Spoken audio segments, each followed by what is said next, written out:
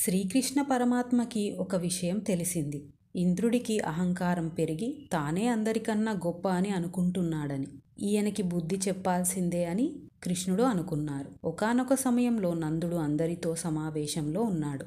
శ్రీకృష్ణుడు అక్కడికి వెళ్ళి అన్నాడు, నాన్నగారు, పెద్దలు చిన్నవాళ్ళు ఏదైనా మంచి విషయం చెబితే వారు సలహా ఇస్తే తీసుకుంటారు కదా, అందుకని అడుగుతున్నాను. నాకు చెప్పవచ్చు అని మీరు అనుకుంటే మీరు దేని గురించి ఆలోచన చేస్తున్నారో నాకు చెప్పండి. నందుడు తప్పకుండా చెబుతా అని అన్నాడు. మనం యజ్ఞం చేస్తే దానికి ఇంద్రుడు సంతోషపడి వర్షం కురిసేలా చేస్తాడు. అప్పుడు గడ్డి పెరుగుతుంది. దాన్ని మన పశువులు బాగా తింటే ఎక్కువ పాలు ఇస్తాయి. అప్పుడు మనకు ఐశ్వర్యం వస్తుంది. అందుకని ఇంద్రుడికి యజ్ఞం చేద్దాం అనుకుంటున్నాం. ప్రతి సంవత్సరం చేస్తాం.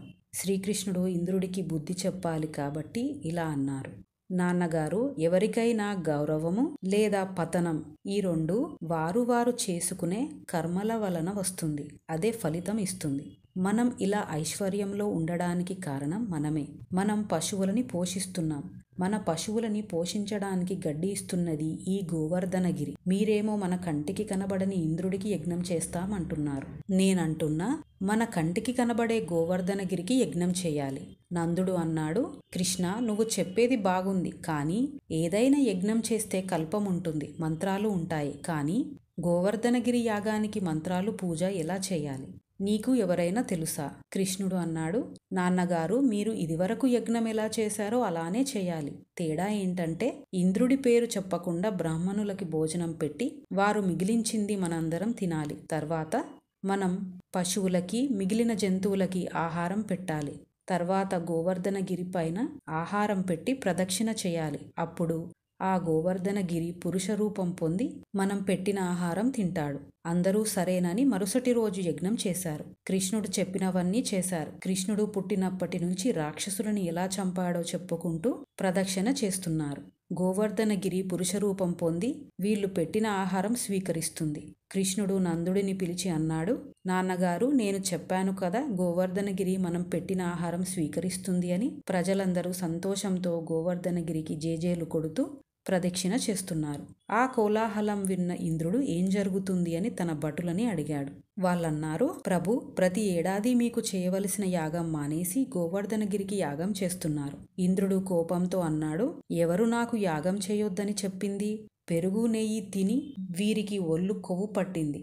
ఒకనాడు నేను పర్వతాలకి ఉన్న రెక్కలని నా వజ్రాయుధంతో నరికాను. అలాంటి నన్ను పూజించొద్దు అని కృష్ణుడు చెబితే వింటారా? కృష్ణుడికి ఏమి తెలుసు, పిల్లవాడు.